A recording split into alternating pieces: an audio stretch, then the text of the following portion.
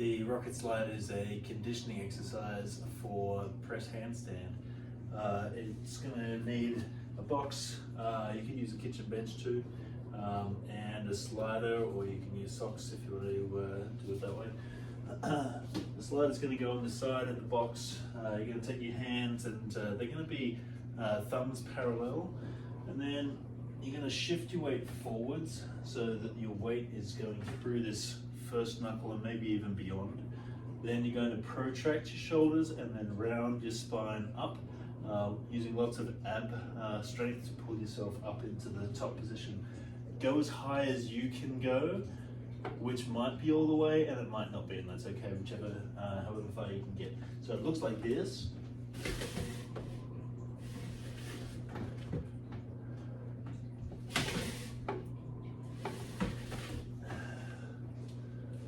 It is an advanced level exercise. There's a lot of strength through here, but it's also coordination to pull yourself up into that handstand or the pike handstand position.